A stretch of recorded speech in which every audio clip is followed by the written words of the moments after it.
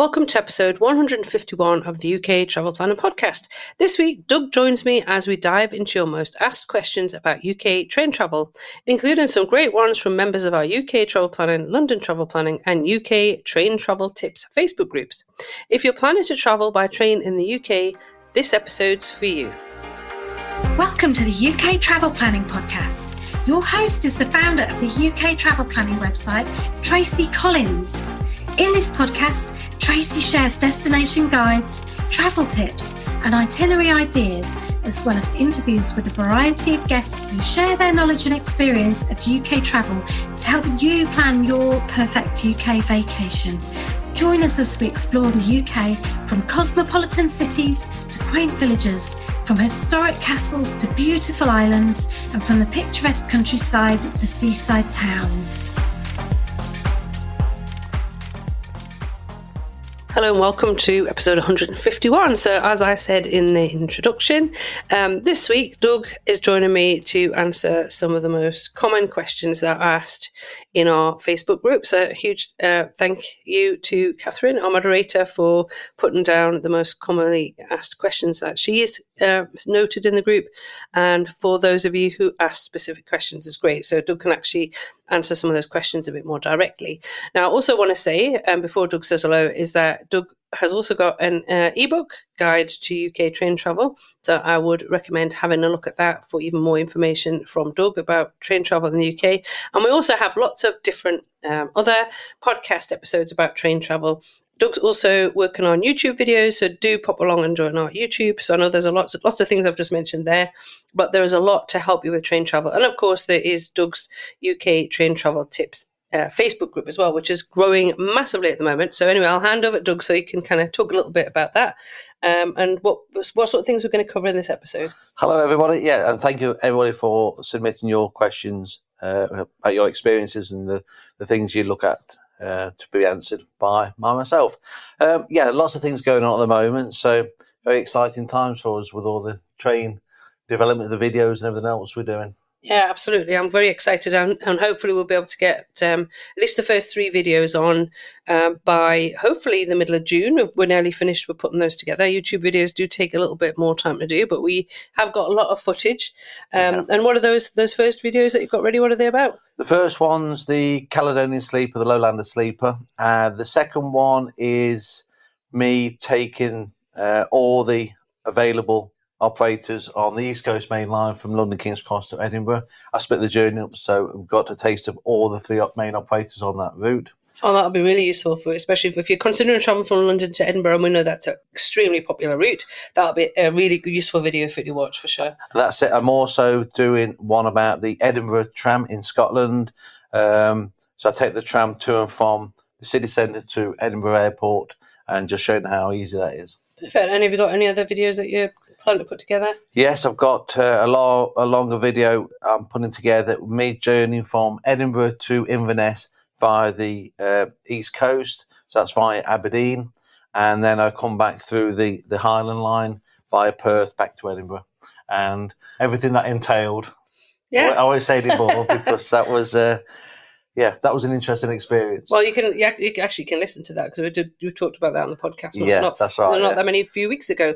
Anyway, so this episode is basically completely focused on UK train travel. We know that this is a huge source of anxiety for many of you, especially if you're not used to travelling by train. Yeah, the questions posed are really about the reality, the nuts and bolts of actually taking the train in the UK. Mm-hmm. Okay, so can you want to give a kind of overview of the sort of questions you're going to be answering, or do you want to go straight into it? I'll just say all the questions posed by everyone, there's sort of generic topics, but I have tried to break them down into the specific topics. So the first one, for example, is about stations and platforms. So we'll focus on those to start with. I've grouped the questions together. So where the questions differ slightly, I will elaborate. Okay, perfect. If there's a particular question or a particular topic that you want to listen to, obviously you can check the show notes out as well, so you may be able to head straight to that section. But otherwise, I'd recommend listening to the entire podcast to give yourself a good preparation for UK train travel. Also, I will just sneak in here as well and say that Doug is going to be developing a workshop as well about how to plan a trip a train trip around the UK. We are also offering itinerary consults, and we are going to be offering some itinerary planning as well. So if you want some help planning a train travel itinerary around the UK, that will be coming soon. So that's a bit of a surprise announcement that I've just put out there. But anyway, do you want to go straight into me asking the first question? So I'm going to be asking the questions, and Doug will be answering the questions. I think that works. Yeah. Okay. Do it that way. So our first question is from Denise H. I'm not going to say surnames. Denise HL in our Facebook group. So for those unfamiliar with UK trains, how do you know which platform to go to, and what should travellers expect when it's not posted until just before departure? Any tips to avoid getting on the wrong train? So thanks very much for that question, Denise. And it's a very, very good question. That's probably why I put this one first, is the fact that it's a very real concern for people about getting on the wrong train. The main tip I can offer is to arrive at the station in good time. So if you're catching a train in the morning, it pays to know exactly how you're getting there, how long it's going to take you to get there, and how big the station is. Some stations, particularly the London one, are big stations. So yes, it's unusual for a train that's running on time to not have the platform already on the screen when you get there. But if it isn't, there's little tips you can find out. So in the main entrance hall, most stations, if not all, there's departure screens, departure boards. Have a look at those, and it should say the platform. If it's not yet on there, usually means the train's running late or the platform has not yet been allocated, which is not unusual on a big station. But don't worry, if you're there well before that time and the platform is not yet displayed, the train won't be going without you. Talk to the station staff. I mean, another little tip is to look at apps like the National Rail Enquiries, the live trains, because it wouldn't be unusual. I've seen platform numbers arrive on there before it's actually on the screen. So, yes, get there in plenty of time, use the apps available, talk to station staff. That is the best tips you can give for that one. But get there in plenty of time, well before, so you go from the main foyer entrance hall. You might be directed to a platform because it's most likely to be on there, but is not yet displayed. So. Okay. Hopefully that's answered your question, Denise, and anybody else that's sort of concerned about that. So our next question. So obviously at the moment we're talking about stations and platforms. Yeah. So next question is from Rose F. If you've booked first class, how do you know where to stand on the platform to board the correct carriage, especially with long trains? That, again, is a very good question. And it's not just first class, it's standard class or the standard premium if you're traveling on the West Coast. Is look for station markings, look for platform markings. These can vary on different operators, particularly on the long trains. It might say first class at the A end of the platform or the B end of the platform. Look at the departure screen. Some of the screens might have first class at the front. And then you just talk to one of the station staff and they'll say, yeah, the train's coming in that way, going that way, sort of thing. But look for boards, look for platform markings. There will be some indication. And on the occasions where you can't find anything, try and stay in the middle of the platform. That is the best indicator. It's not fail-safe, and different operators and different stations work in slightly different ways.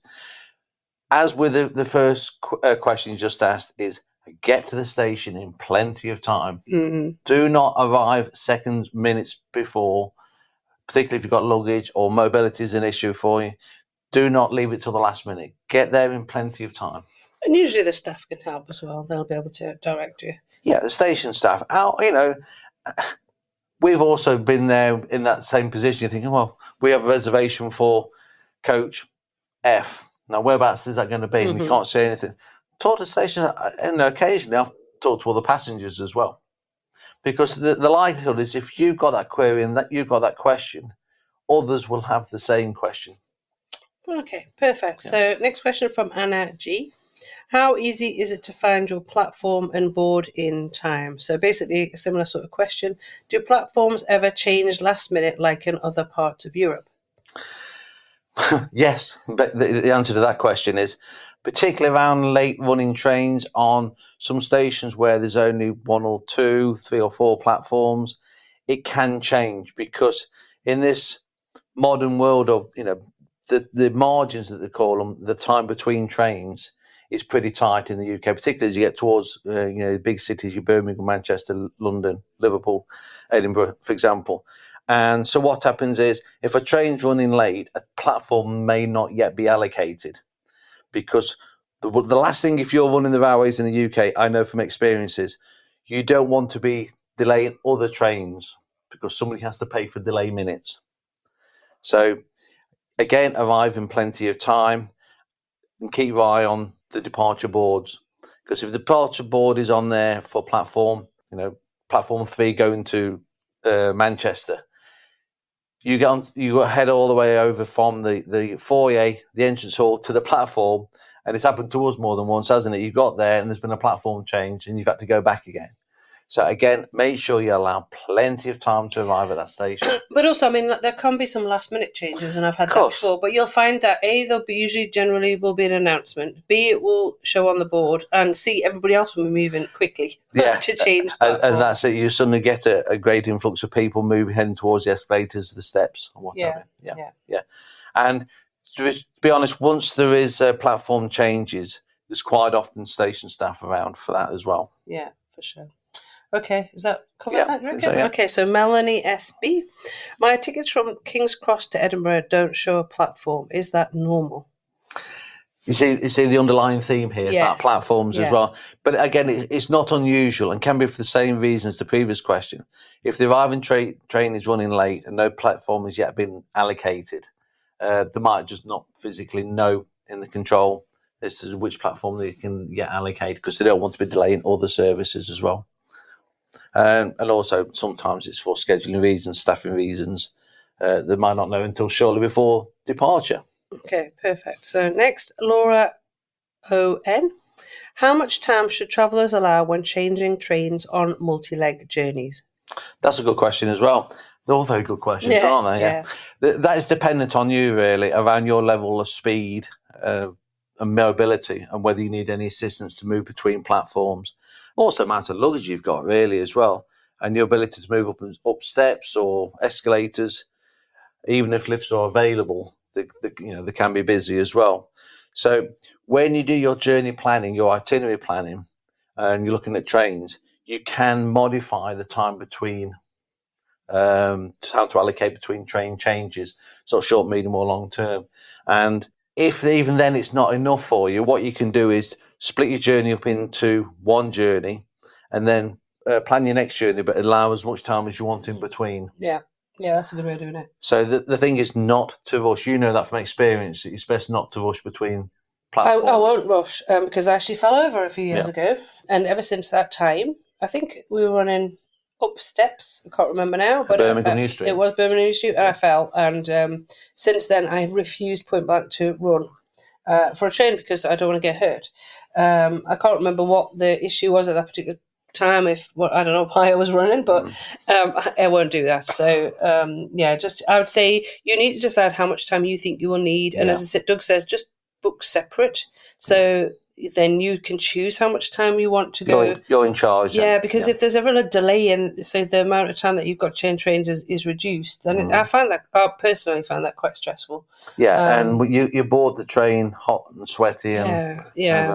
It's just more stressful. I'm trying to find the easiest way of making things as less stressful as possible. Most definitely. And we're used to a lot of train travel. So I know there's a general question because you've talked a lot in these previous questions about arriving in advance. So how far in advance would you recommend to arrive before train departure?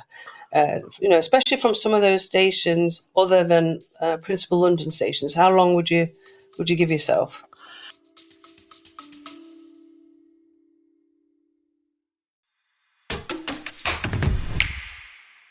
Are you planning your dream UK trip but feeling a little overwhelmed?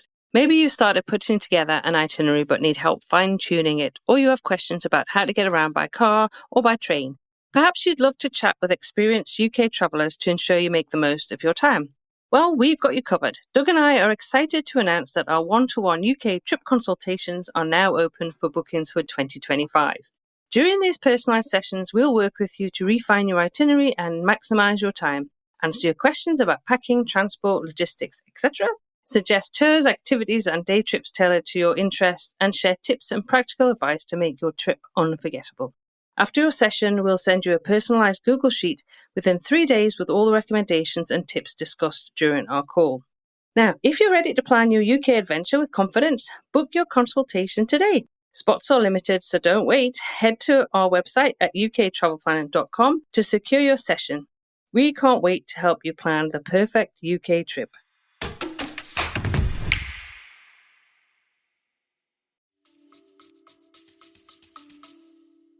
It's best to give yourself as much time as possible.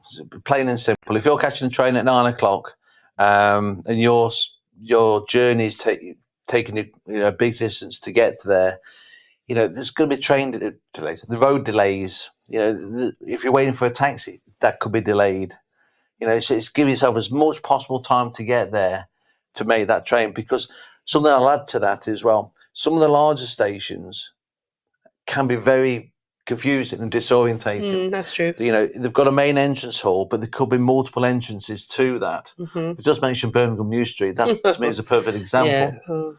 Yeah. Edinburgh, where we spend a lot of time early in the year, that's got several entrances too. Yeah, I think that's true. I think it's kind of making yourself, if you can, familiar with the train station before you're actually going to take a train from there, if you can. There is maps available of station layouts, but that won't tell you how much time to allow to get there. Because to some stations as well, is if you're coming in by car, you've got quite a walk then to the entrance hall. So it's best to give yourself that as much time as possible from arriving to actually boarding the train. Yeah, and I think if you want to become, I've just talking about kind of the main stations in London. We actually have got a podcast all about the different main stations in London.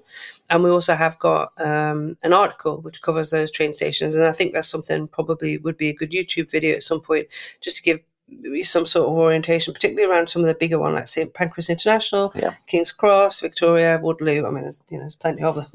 But I think that is where. So now, a rule of thumb for me, because this is how I can operate. It's like, what do I do? And 30 minutes before is ideal. I don't care if if I'm there, I can go and do a little bit of get some food, get some magazines, make sure I'm on the platform.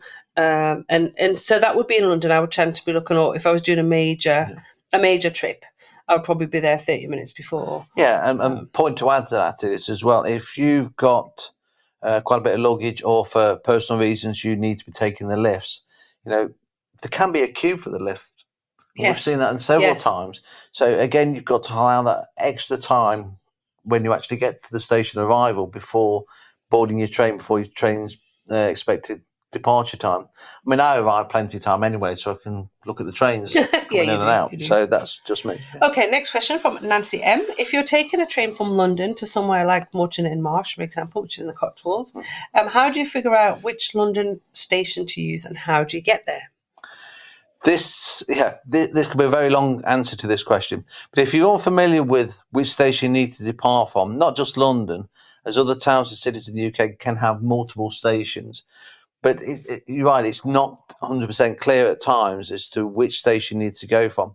So that's why you need to be looking at a recommended journey planner app. And that's the National Rail Enquiries. For me, I never deviate from that for journey planning, because as to me, it's the most accurate and up-to-date information. And also, say for Moreton in Marsh, we both know you should be departing from London Paddington. But if you're travelling to London Paddington from other stations, it might be other alternatives that can get you there in the quickest possible time to start your journey from Paddington. So it's best to look at the apps available to you and plan that journey, which will give you all options.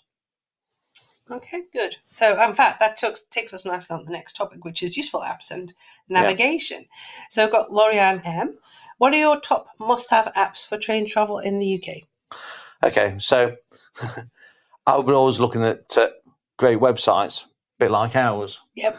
Transport for London, for all London services as well. The TfL Go app is excellent as well. And I've already mentioned the National Rail Enquiries I always use for journey planning, and their live trains part, their app as well, because I've already mentioned it's a good place to look at for potential platform numbers.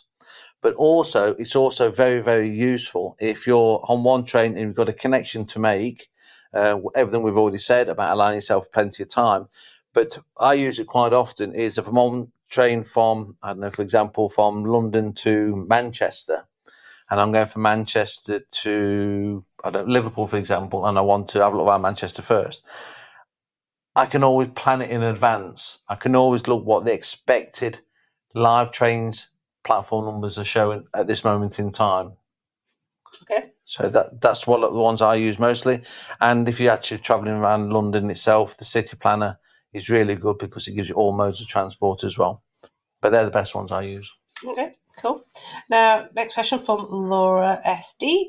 When changing trains in Europe or the UK, do you get clear directions? How much time do you typically have?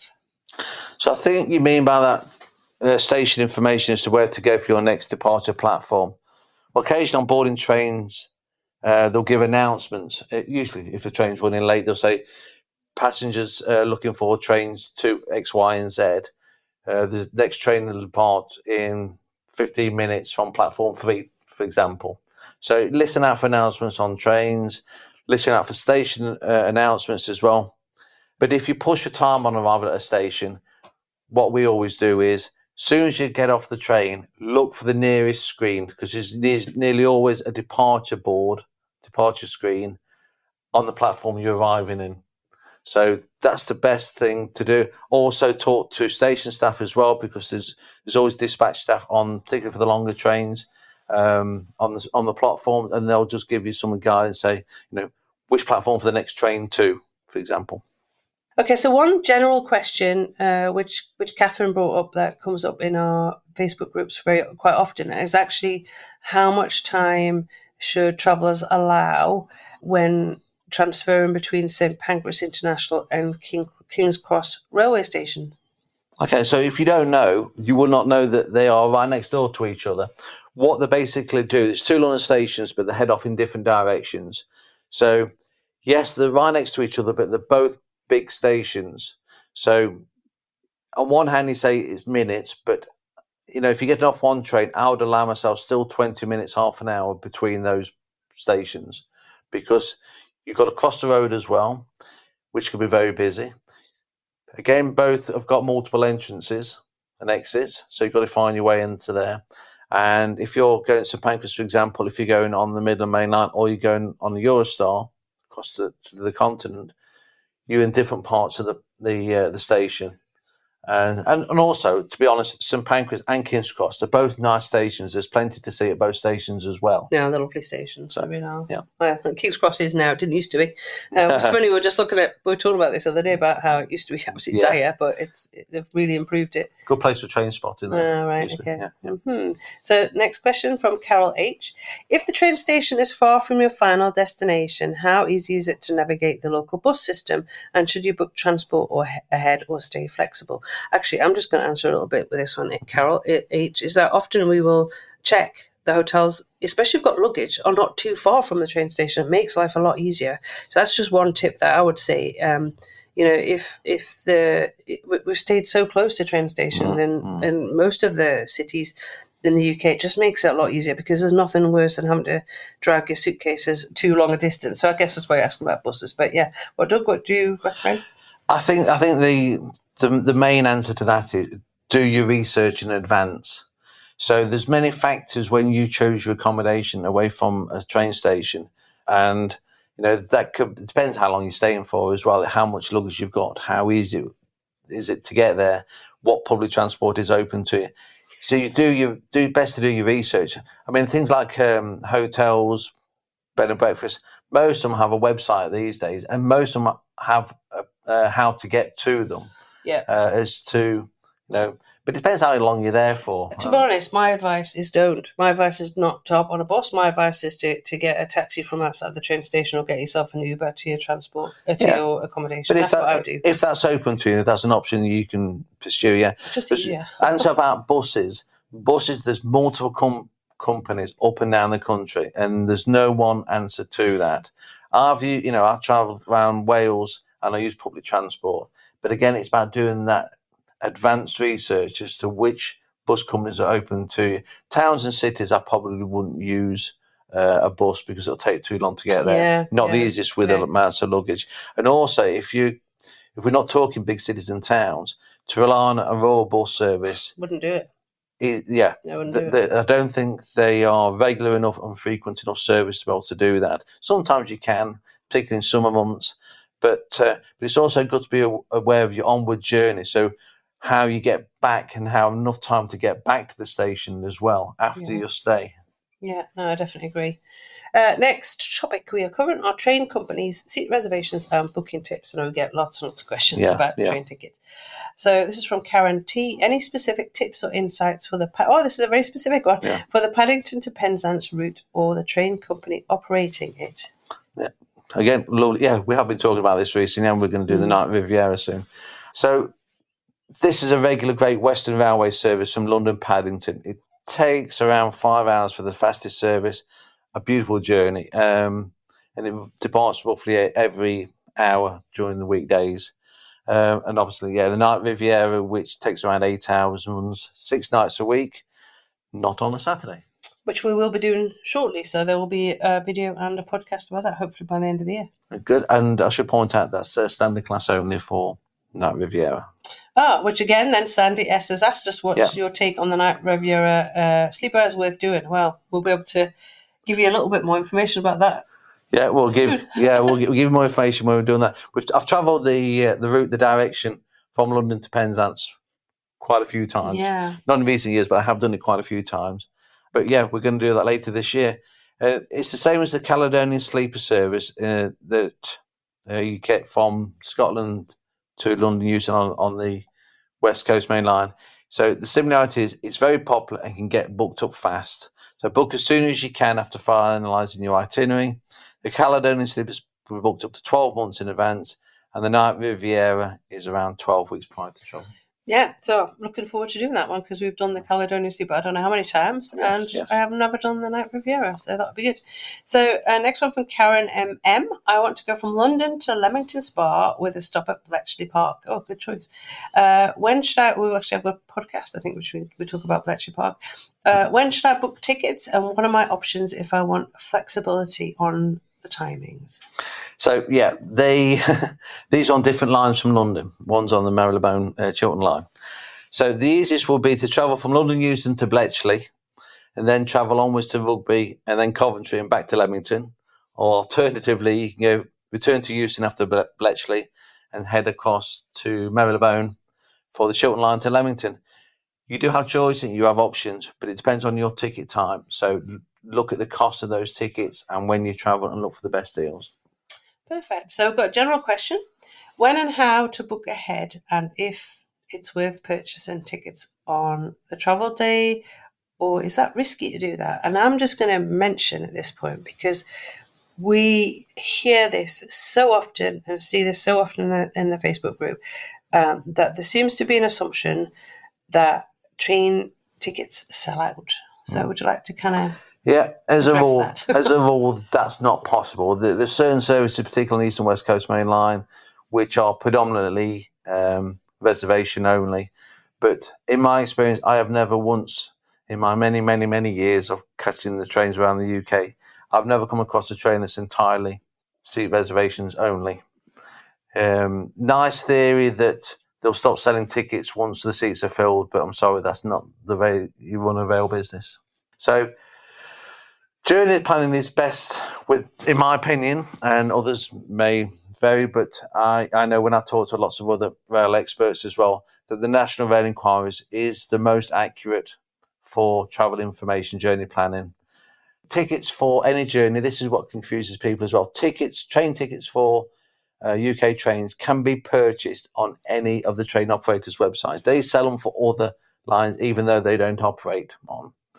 But to me, you're going to get the best deal is if you look around, compare prices. Some have admin charges, some do not. Some say they have no admin charges, but they'll charge a little bit more for the ticket. is to do your homework and look at the tickets available. The train line we recommend as well, because or if you don't know which operator to look at, if you don't know which companies to look at, the train line is a good starting place to have a look and see what tickets they have available for you.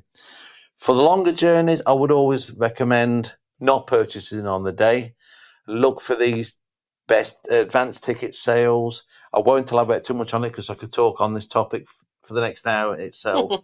But not all ticket types are sold at the same time.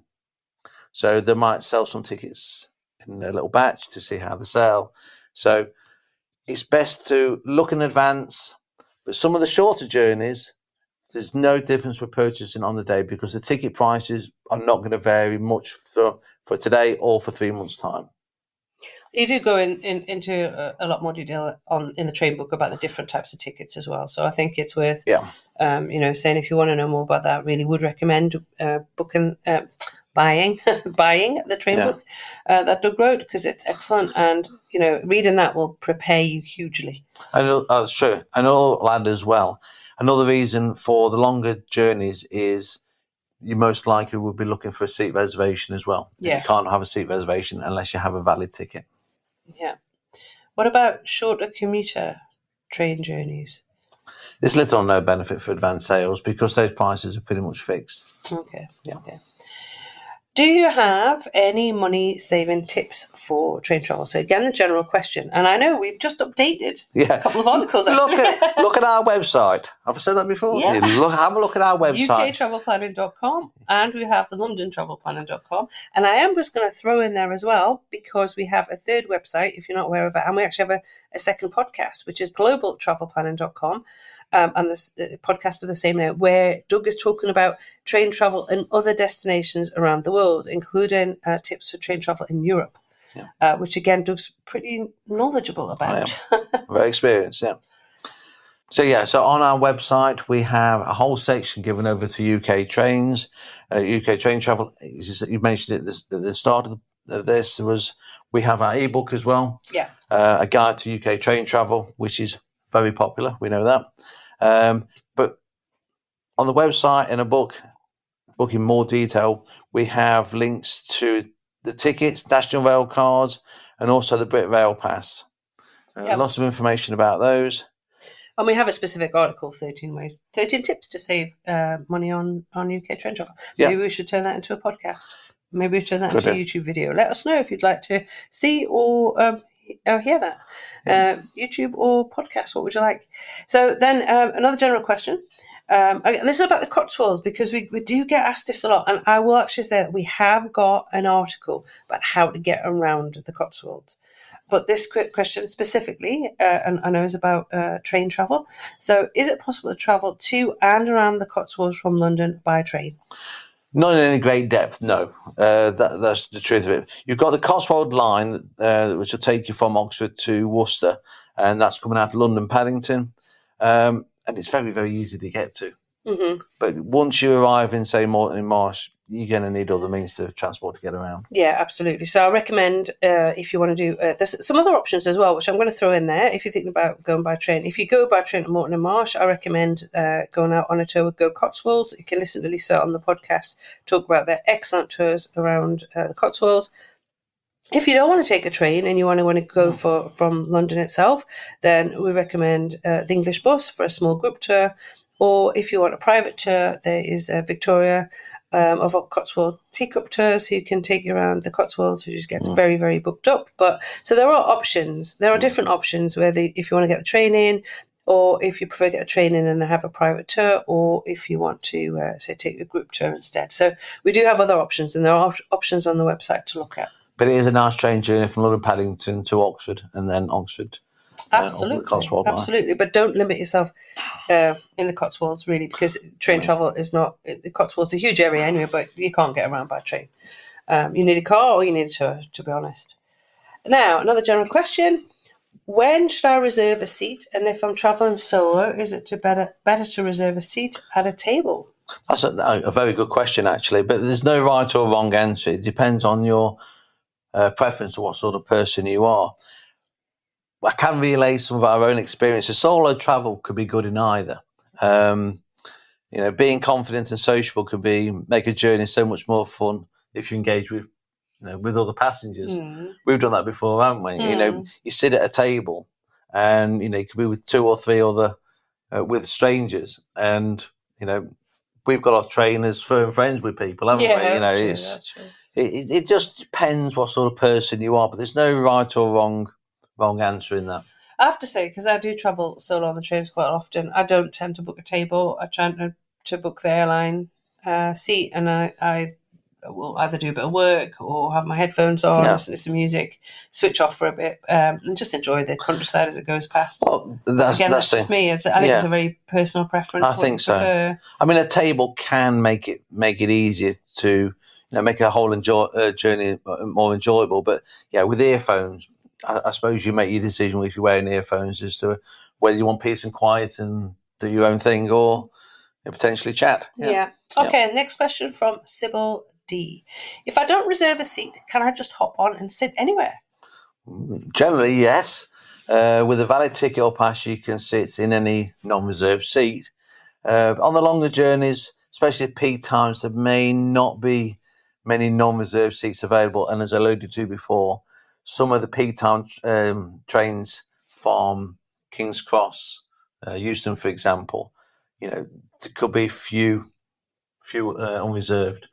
Would there be like a carriage that has unreserved? Yeah, there's generally at least one carriage that's unreserved, And usually they'll say that. I mean, there have been times when I've caught trains, and I know I caught a train earlier this year from Edinburgh down to Birmingham, and I decided to take an earlier train, and I actually had a reservation for the later train, and I didn't have a reservation, so it was a bit hectic, and I ended up getting a seat that hadn't been reserved. But for some of the busier trains, I think it's free to make a reservation. Yeah, if you know what train you're catching, there's no reason not to book yourself a seat. But before now, we've booked a seat, and for whatever reason, decided the seat reserved is going backwards.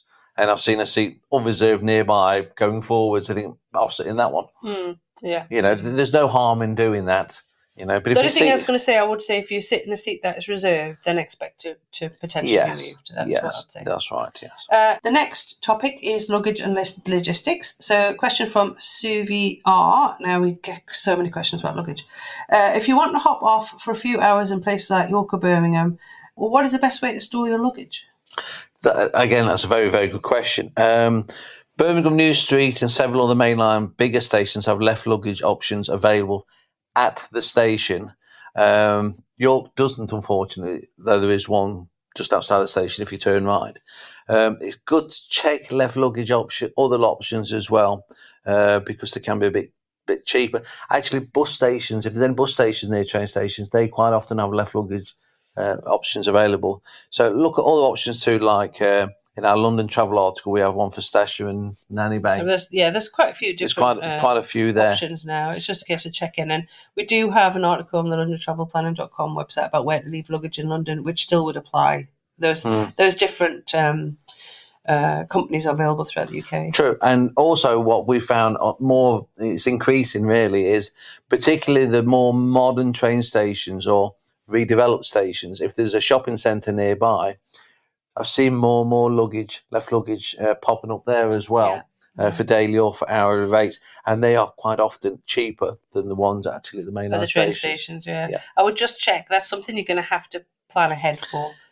Yeah, really, I would do that. But bus stations is a good option as well. Yeah. Okay, I didn't know that. Yeah. Okay. David R. Any tips for getting to stations and managing suitcases? Also, what are your best tips for finding the cheapest fares? Again, I guess we're talking about train fares, but I think managing suitcases. I think if it's open to you, I would look at private transfers or take taxis to the main stations. Again, what you said at the offset is to give yourself plenty of time there. You don't know how long these things are going to take you to get there. But if you've got quite a bit of luggage and you've got a longest train journey, the last thing you need to be doing is arriving late, hassled, and rushed. It doesn't make for the best train experience. So if it's possible for you, book yourself a private transfer or a taxi. I mean, if you've booked accommodation right near a train station, you can actually just walk it. But you got the underground black cabs, etc., in London as well. We tend to shy away from buses to the stations because they can be a bit tricky. Yeah, that's my idea of a nightmare, trying to take suitcases on buses, I have to say. But the best tip really is, which we covered before, is allow yourself enough time if you're unfamiliar with the station or if you need any help with luggage. Yeah, and also just think about how much you're packing. And I know that can be a difficult one, but honestly, really, if you're going to be doing a lot of train travel, one option, for example, if you're starting a trip in London and say you're doing a train trip around and then end up back in London, is you could just leave some of your luggage at the hotel if you're going to stay at the same hotel accommodation. We've done that recently. We've just done that actually in Malaysia. We did that. Sure. We did that in Sri Lanka. We've done that in the UK before, because then you don't have to think about dragging luggage around with you. So do think about that. Dragging huge suitcases on and off trains is not fun. It isn't. It really isn't. So we tend to get private transfer. We try to book a taxi, and we think very carefully about the luggage that we are managing around the station. Often there's lifts, but sometimes you get to train stations and the lifts aren't working. No, that's right. And you've got to try and manage that out. Up and down escalators is not fun. We found that in Spain, didn't we? Yeah, it's just not fun.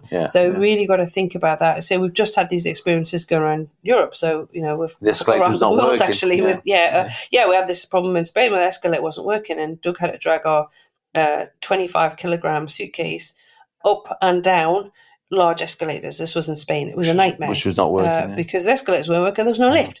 So again, you need to just prepare that. So I think... Well, there was, but it was a power cut. It was terrible. Absolutely. It was really, really bad. So the second part to your question, David, about cheapest fares, which we've covered, and I could talk on cheapest fares and ticket prices and ticket types for the next hour or two. Yeah. Have a look at our website. We have an article, the top tips to save money on UK trains. That is by far your best starting point. Or book an itinerary consult. I was going to say, or book an itinerary consult or planning with Doug, because honestly, that's going to be a great way to look at how best to save some money on. We've saved some people a lot of money. Yeah, a lot of time and a lot of money. Yeah. So next question, general question: luggage facilities on board trains. Oh, we get asked this so often, and I know we've been taking photographs of as many trains as we can, of the boards as well. And for example, the Southampton train, somebody's asked before, after cruises, and also longer distance trains. For example, some of the Scottish trains departing from King's Cross. So I would say this is probably one after tickets and the train stations itself and arriving. This is our probably most popular question. There is, it certainly is, but there's certain rules of thumb which are very good basic advice to give as regards luggage. Is if you're taking luggage on board a train, make sure you can safely carry it and lift it yourself if need be, or if you can't specifically book assistance. Okay, so that's very, very important. And secondly, also depends on the train operator and the train type, or what is scheduled to be running, as to how much left luggage there is, or how much luggage facilities are on board. You've got... What do you mean by left luggage? Where you leave your luggage, I mean, right. Actually at the end of the saloons or overhead or between seats. Yeah, I mentioned between seats because that often gets missed. No, it does. True. You've got people trying to stack luggage at the end of the saloon and overhead, and you find a big gaps in between seats. Where the seat backs come together, you've usually got a V-shaped. Nice, it's a good place. And also keep an eye on your luggage. I will just say that. We've just done that podcast about staying safe in London, but we should probably do some stuff about safety on train travel as well. But I think that's worth reminding people to keep an eye on luggage. Most definitely. And if possible, sit and face your luggage. Not easy, and if you've got seats reserved and you're facing the opposite direction, but if you're sitting facing one direction, that's where you need to be storing your luggage if you possibly can. But you've got to go where the gaps are, of course. But it goes without saying that do not leave valuables in your main luggage. Keep your luggage with your valuables right next to you. Yeah. Okay. Perfect. And another general question: how to plan an itinerary for train travel, including how long to allow of platform changes, especially if you're traveling with luggage, all that kind of. You can answer the first part of that one. Well, we can help with that. If you want help planning a train itinerary, if you want us to just go over what you've put together yourself, you can have a consult. We've got at the moment we have two different options. One is we have a video consult where you can send us your questions and your itinerary, and we can reply via video. Or you can have a one-to-one consult where we sit and we go through your itinerary with you and answer all your questions. So there you have access to us for an hour to ask all the questions that you want. So that is very popular. We've actually just opened up sessions, so you can book for June. We're looking at July and August as well to be able to offer that. We tend to offer the video one more when we're traveling, and it's a bit more difficult to have the time to do the one-to-one. And we are going to start offering itinerary planning. So this is first announcement I've made of this, but if you want Doug to help you plan your train itinerary to get the best out of your trip, he's first to task. I've done every line. I've done every main line there is in the UK. Yeah, and I think I'm branch line. Fantastic offer to be able to Doug to help with that itinerary. But at the moment we're putting that together, so hopefully that'll be coming out in the next couple of months. We'll add the one-to-one consults we do. You will enjoy it. We always end up having a bit of a laugh with people, don't we? And don't be shy. We're actually nice, normal people. Yeah, and we love to meet you as well. It's such a privilege for us to be able to meet you guys. Yeah. So then the general question: how to travel by train with luggage from Heathrow into central London. So now I'm just going to throw in there. I'm a person that likes to be picked up at an airport, especially an airport I don't know, when I'm arriving with my luggage. So I'm going to put in Riz from FA Cars. He was our partner who does private transfer. So that is my preferred way of being picked up from Heathrow Airport when I arrive with luggage after a long flight. Yeah. And I'm just going to throw in there as well because Riz is becoming a bit of a celebrity. He is. We're going to get some membership cards, I think. Yeah. He's been on the podcast numerous times, and if you are in any of our Facebook groups, you will know how much Riz is loved and appreciated by everybody he has picked up. And I actually feel sorry for people who don't have Riz because he's just amazing. So that's an option. It's a stress-free option. It's just, if you can afford that is honestly a stress-free, brilliant option. So that'd be the way I'd say it. But go on then, train travel. We have a website to cover this, by the way. We do have a very good article that covers this, all the different means by train from Heathrow into central London. So best thing to do is consider all options. Yes, private transfer as well, but train options, but how far your destination is from when you get off the train if you're taking the train. So if you're going Elizabeth Line, Heathrow Express, or the Piccadilly Line, which is the London Underground that runs to Heathrow, it's just consider if you've got a couple of bags and you're tired, how far you've got to walk when you get off that train, because it could be quite a distance. I mean, the Underground does have mass coverage, but there is little gaps where there's not. Still got quite a walk to your accommodation. Yeah, so I think it's just thinking really carefully about where you book your accommodation if you prefer to take the train, and the time of your arrival as well. Yes. What time your flight lands, as to you got to stay safe as well. But the Elizabeth Line and the Heathrow Express have both got good luggage storage on board. Less so with the older Piccadilly tube trains, but they're going to be replaced at some point. Yeah, so you've got options. Yeah. One next topic is scenic journeys from Mandy W. We'll be driving for most of our trip in September, but would love to include some scenic day train trips. Any recommendations? Oh gosh, we could make loads. Oh yeah. Actually, you know what, Mandy? I think that's a kind of whole episode in itself. Yeah. And it depends where you're going to go, because there's some really beautiful scenic train trips that you can take. And I think maybe we should concentrate on that one as a a lot depends on the time of year as well, and daylight hours as well, and how far you're going to go from your starting station, and what your interests are as well. If you want a beach place or a museum, there is options. And I guess it depends where you're going, because I'm just thinking if you're in Cornwall, for example, like I wouldn't drive to St Ives. I'd park at St Earth and take that gorgeous train journey. It's not very long.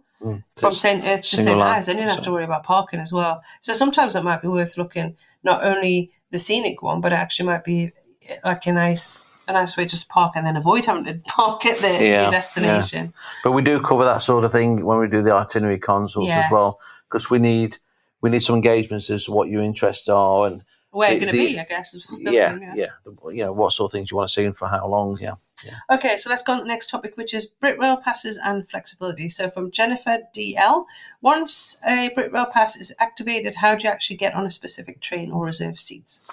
Britrail pass comes up so often, and it just seems to cause some confusion. I will start by saying, when you have a Britrail pass, you do not have to buy further train tickets, which some people seem to get a little bit. Yeah, we get that a lot.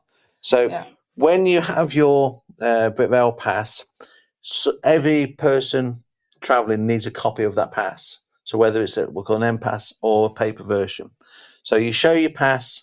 There's a cute little QR code on it, and you have to pass through the ticket barrier, and you exit through onto a departure main hall or a platform.